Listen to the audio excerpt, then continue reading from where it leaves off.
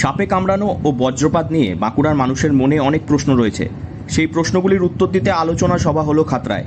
খাতড়া মহকুমা প্রশাসনের উদ্যোগে খাতড়া ব্লক প্রশাসনের ব্যবস্থাপনায় খাতড়া উচ্চ বিদ্যালয়ে একটি গুরুত্বপূর্ণ দুটি বিষয় নিয়ে আলোচনা সভা হয়। সাপের কামড়ে কি করতে হবে এবং কিভাবে বজ্রপাতের সময় নিজেকে সুরক্ষিত রাখতে হবে। প্রথমে আসা যাক সাপের কামড়ে।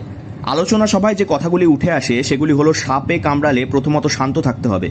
যে জায়গায় কামড়েছে সেই জায়গার রক্ত চলাচল বন্ধ করতে হবে। রোগীর শরীরে আংটি, বালা, সুতো কিংবা জুতো থাকলে খুলে ফেলতে হবে তক্ষুনি। এরপর যত দ্রুত সম্ভব রোগীকে নিয়ে যেতে হবে হাসপাতালে। সাপের কামড়ের একমাত্র চিকিৎসা হলো অ্যান্টিভেনম সিরাম, যা সরকারি হাসপাতালে বিনামূল্যে পাওয়া যায়।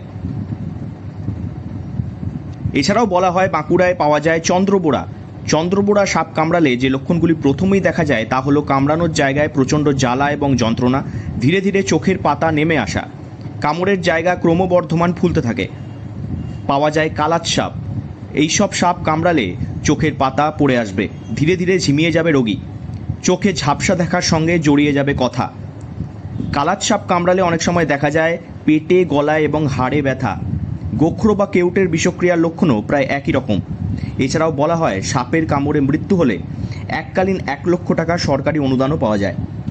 2 লাখ টাকা রিলিফ দেওয়ার ব্যাপার থাকে, সেটা আমাদের অফিস থেকে প্রসেস হয়। তো সেটা শুধু সাপের কামড় আর বজ্রাঘাতে মৃত্যুর জন্যই আছে। তো সেইগুলোকে আমরা মানে এমন এত কেসেস পাচ্ছি এবং এই মৃত্যুগুলো অত্যন্ত দুঃখজনক। এগুলো হওয়ার কথা নয়।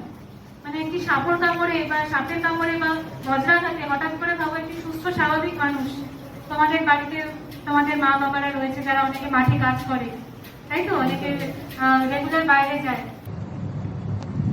এবার আসা যাক বজ্রপাতে। সবাই আলোচিত বিষয়বস্তুগুলির মধ্যে বিশেষ গুরুত্ব পায় বজ্রপাতের সময় কি করা উচিত আর কি করা উচিত নয়। প্রথমে আলোচনা করে নেওয়া যাক কি করা উচিত নয় তার। প্রথমত আলোচনা করা হয়, বজ্রপাতের সময় বৃক্ষের নিচে কিংবা ইলেকট্রিক পোলের নিচে দাঁড়ানো উচিত নয়। বজ্রপাতের সময় নিজের ঘরের ভিতরে যে কোনো ধাতব জিনিস থেকে দূরে থাকতে হবে। ব্যবহার করা যাবে না টেলিফোন কিংবা মোবাইল ফোন।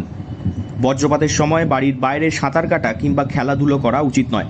বৃষ্টিতে মাছ ধরা এবং কৃষিকাজ করা জীবনের পক্ষে ঝুঁকিকর হতে পারে। এবার আলোচনা করা যাক কি করা উচিত সেগুলির। খুব একটা বেশি কিছু করার নেই। কালো মেঘ করে বজ্রপাত হলে নিরাপদ ছাদের নিচে আশ্রয় নিতেই হবে। একান্তই যদি আশ্রয় না পাওয়া যায় তাহলে যতটা সম্ভব নিচু জায়গায় অবস্থান নিতে হবে। কোনো কিছুই যদি সম্ভব না হয় তাহলে কান চেপে ধরে মাথা নিচু করে পায়ের আঙুলের ওপর ভর দিয়ে বসে থাকতে হবে।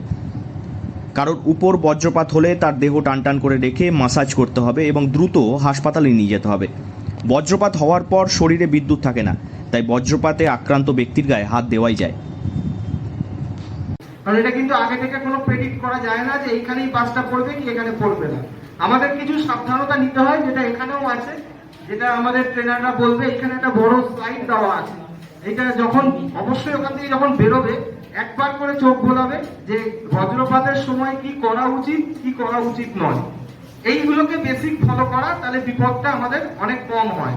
গাছের তলায় দাঁড়াবো। বাঁকুড়া থেকে নীলাঞ্জন ব্যানার্জির রিপোর্ট, লোকাল 18 বাংলা।